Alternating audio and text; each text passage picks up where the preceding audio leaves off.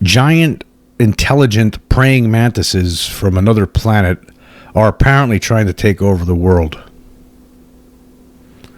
And I have some receipts to help try to prove this. Now, back in the late 90s, in 1997, in fact, I read a book called The Threat. I'm sure some people out there who are listening to my podcast are probably familiar with this book and probably have read it themselves. It was written by Professor David M. Jacobs, PhD, who actually from Pennsylvania, and he actually taught a class in Temple University about UFOs.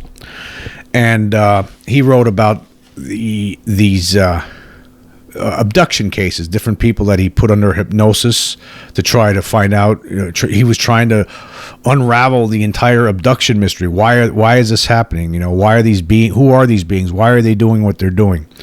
And he determined that if you go to page 94 of this book called The Threat, it was determined.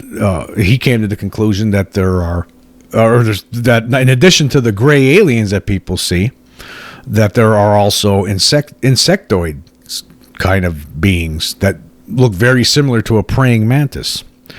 He says the abductees have reported an alien who seems to have a higher rank and supervisory status than even the taller beings. And the taller beings, he's talking about taller grays. In addition to the short little, 3.5 foot tall, 4 foot tall gray beings that a lot of people, abductees, have reported to come into their, into their orbit and basically kidnap them and take them aboard a spaceship.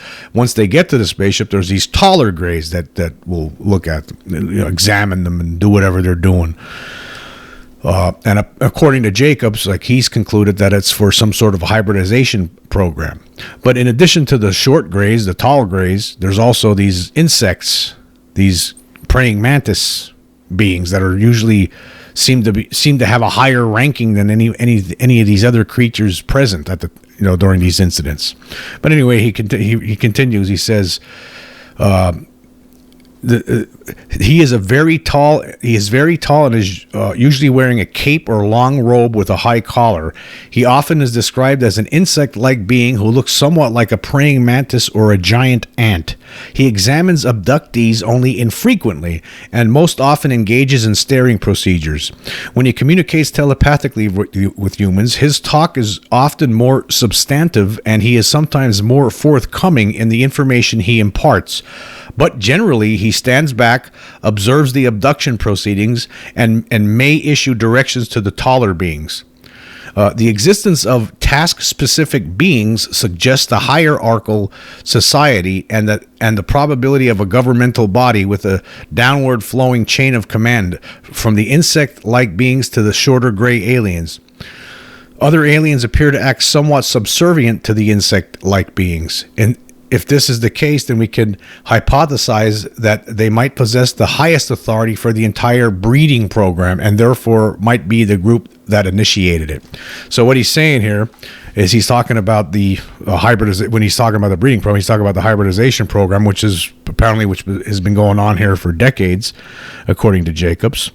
Where they're taking sperm from males, from humans, and mixing it with alien DNA and then impregnating human women, and then the baby's born, and then some of these babies at first look like aliens, and then the next state, then they use the DNA from that baby, and then they do it all over again until the beings that they're trying to replicate look very much like humans, which according to Jacobs is these Nordic beings that some people talk about. These tall Nordics, with the blonde hair and the Aryan style being. But later on, he actually concludes in his book, well, what's going on here. on page 253, he writes, there is yet another very disturbing aspect to the aliens' view of the future. When they refer to the humans, they are talking about abductees. The future of and with non-abductees is rarely the subject of such conversation. The evidence seems to suggest that the future will be played out primarily with aliens, hybrids, and abductees. The non-abductees will have an inferior role, if any at all. The new order will be insect-like aliens in control, followed by other aliens, hybrids, abductees, and finally non-abductees. As crazy as all of that stuff might sound, recently we talked about the video that was the series of videos that was filmed in Turkey by a fisherman in the year 2007, 2008, and 2009. It was a bunch of different videos on different occasions during those years where he filmed a craft out over the sea near Kumburgaz, Turkey. And this fisherman, a lot of people, a lot of video experts and photo experts looked at this video from Turkey and from several other countries, and it was determined that it wasn't fake. There was no CGI, it wasn't puppets or anything like that. And if you were to look at this video, and I'll leave a link for it like I did the last time when we talked about this video, you'll know that this is not fake. This was real. I mean, there's just no question about it. But everything that happens in that video supports what the abductees talked about with Jacobs, the abductees under hypnosis, explaining that about the greys and these insect-like creatures, these creatures that look like praying mantises that are apparently in control, and that they're engaged in some sort of a hybridization program where they're trying to integrate themselves into the human society and at some point to take over. Nobody knows when that point is. Well, I guess only the aliens know that, but that's apparently what they're trying to do, according to Jacobs. And, from the information he's culled from the various people that he put under hypnosis. So when you look at the video that we recently talked about, this corroborates all of that. I mean, you not only do you see the grays, clearly in some of the, there was analysis done, and I will include the link again for this analysis. It was done by a guy from Chile named Mario Valdez Santiago, and he did an analysis on this in 2012, and he has it published here on the internet. And he looked at different parts of the video where, like, the spacecraft that they were filming had that, sometimes it looked like there was this hatch that was opened up on a section in the center of this spaceship or flying saucer or whatever it was, and you could see these beings inside moving around. And apparently not only were they moving around, but there was somebody laying horizontally in front of them. They were manipulating that it looked like, to me, it could be a human being, manipulating that human being in some form. And not only were there grays there, right, but there was also a praying mantis. And Santiago actually, if you look at his analysis here in the link, and it's incredible that he actually, you could see not only there was some pictures, has some still pictures here of the grays, but then in some other pictures where you could see the other entity, which is this giant praying mantis, this intelligent praying mantis that is apparently running the show. These mantis beings are in charge, and he has a picture here where he actually, he a couple of different pictures where he points out the mantis in the frame, in some of the frames, and then he draws a picture of what he's seen. You could see it without his drawing, but he's trying to make it clear for the people that are having trouble seeing it. But you could see that, yes, there's this mantis, and it's very, very strange looking. And and then there was another series of pictures where there's three pictures where he has a picture from what it looks like the mantis is actually looking toward the camera at one point, as it it's hovering over this human, along with the two grays are doing something to this human, and at one point the mantis looks out over the sea toward the camera, and he has a series of 3 pictures where the first picture is the actual image, then the second image is a drawing, and then the third image is where he overlaid the drawing over the real image, and you could see it. I mean, yeah, there's just like was reported years earlier by David Jacobs in his book, The Threat. There's a lot to unpack here. Let's start with, what are praying mantises? The ones that we know about. Okay, if you go to Wikipedia, there's a section on the mantis. Apparently there's 2,400 species in about 460 genera in 33 families, whatever the hell that means. Anyway, there's a lot of different kinds of praying mantis, or a lot of different kind of mantis insects on this planet. And a lot of them we refer to as praying mantises. Some of them have wings, some of them don't. Some of the mantises have wings, some of them don't. And then there's also the praying mantis, which looks like it's insect that's praying. And anyway, these if you've seen a praying mantis, I remember, I guess it was probably 7 or 8 years ago, I was sitting on my front porch of the house I used to live in, and it was a nice day out, and I remember there was a praying mantis there, and this thing was huge. It was longer than my hand. It was really big. And it didn't express any sort of fear whatsoever. It came up to me. It actually walked on my knee, and I had it in my hand, and it was just looking at me like with intelligence. So I wouldn't kill something like this, but it's funny that somebody else might have, but this thing seemed like it knew I wasn't going to hurt it.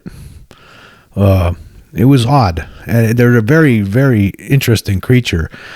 But they are what they do is they eat. They are carnivores. I mean, they eat other insects, and they also eat reptiles. They also eat small birds and fish. They'll eat anything basically. And actually, the females will actually eat the males after they're done mating. Sometimes the female will just bite off the head of the male and then eat him. So that's what they are here.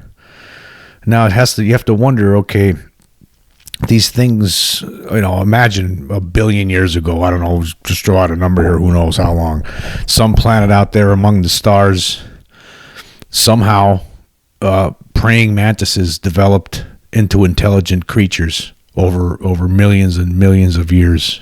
Somehow the conditions were right somewhere else that allowed this to happen, and apparently they've developed, the ones that are coming here are obviously way more advanced than we are.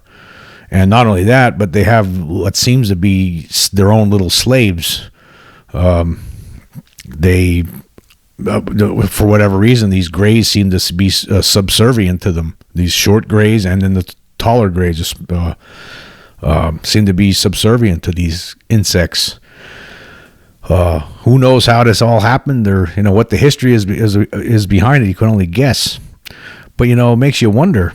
There's a lot of things to think about here. Okay, let's start with cattle mutilations, which we know has been going on for decades, since at least the 60s, where horses, cattle will show up, disappear, or not just the next, within an hour of a farmer seeing a cow, and then an hour later the cow's completely drained of blood, and there's holes bored into it. Its eyeballs are taken out surgically.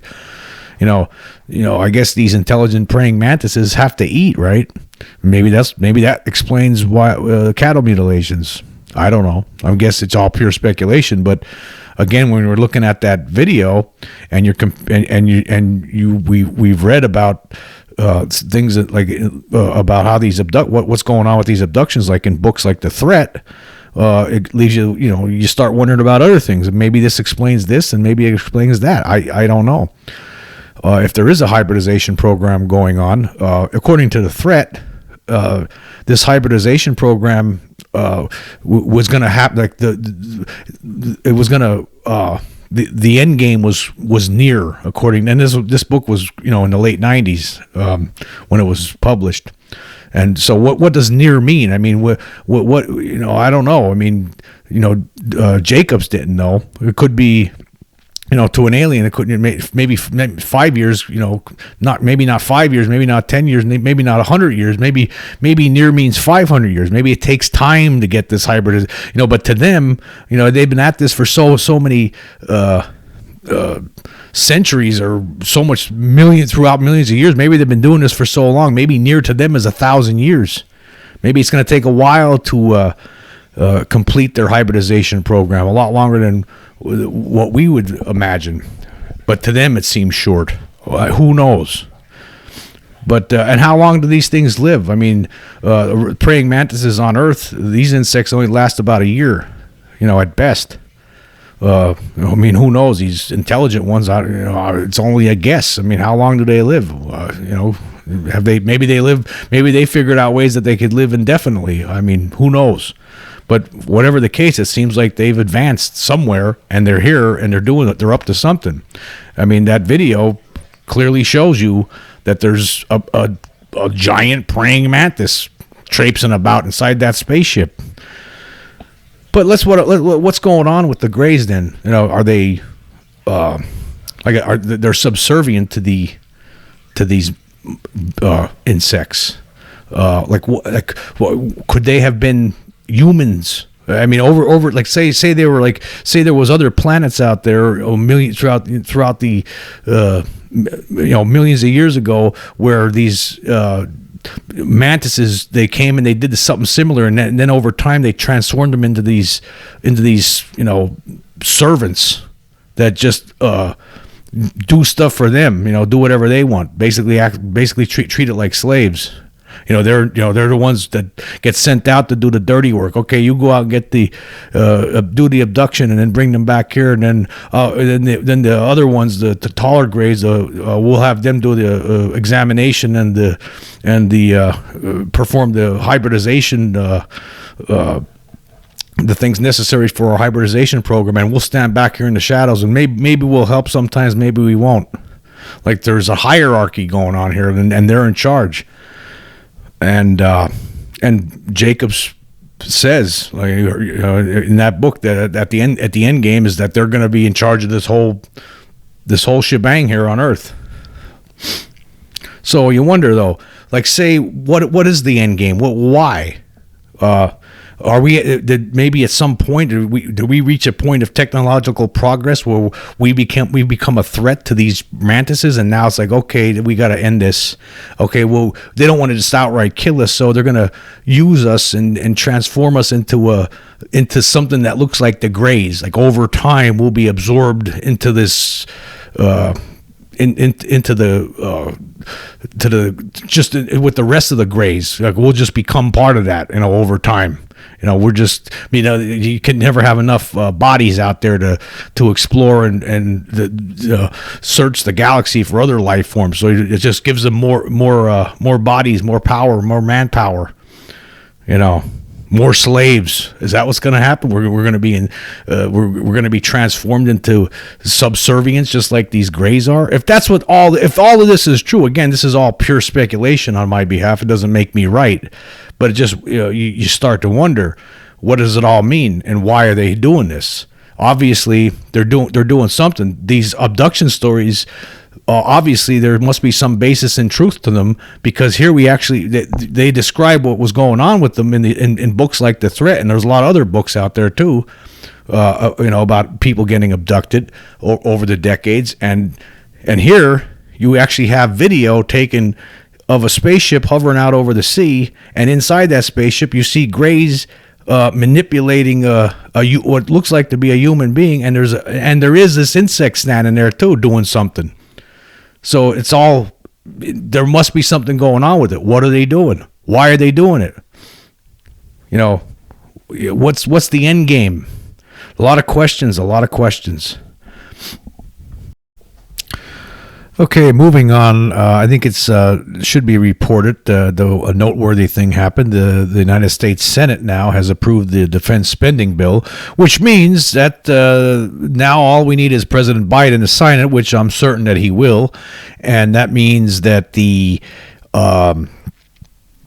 we're going to have a program to try to reverse engineer any UFOs, observed UFOs or captured UFOs. I mean, this is the first time there was any kind of legislation passed that went through the House, went through the Senate, passed in both, and now it's certainly going to be signed by President Biden, and that means that's the first kind of legislation ever to talk about UFOs, and also to create an office to study UFOs, but also as part of that office to study UFOs, it's also it instructs that office to reverse engineer any the character, the abilities of UFOs, revert either through observing them or from captured UFOs. So that's a major step in the right direction, and I guess we better. I think it feels like we're a little bit behind on this, especially after what we were just talking about. I mean, if there's a hybridization program going on, are we too late to try to stop it, or maybe do we even want to stop it? Maybe it's a good thing. You ever think of that? I didn't think of that until just a second, but I don't think it is a good thing. But I'd like to know what the hell's going on with these aliens coming here. See, there's a lot of other questions though, because there's a lot of reports. Some people claim to have seen reptilian style aliens. I mean, what are they all about? I don't know. Are they all part of the same program involved with that involves the Greys and these insects? And then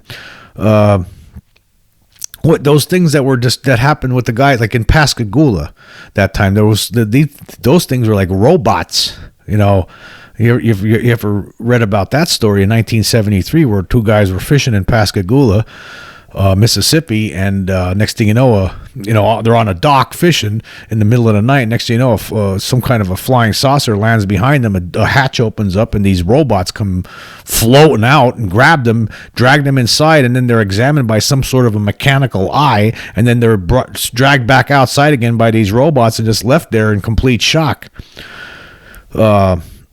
So, just because, books like The Threat exist with concerns about the Greys and what's going on with these Greys, and more concerningly these insect aliens. Looks like they're trying to do some hybridization program here, but are there other ones coming here too, just studying us? Is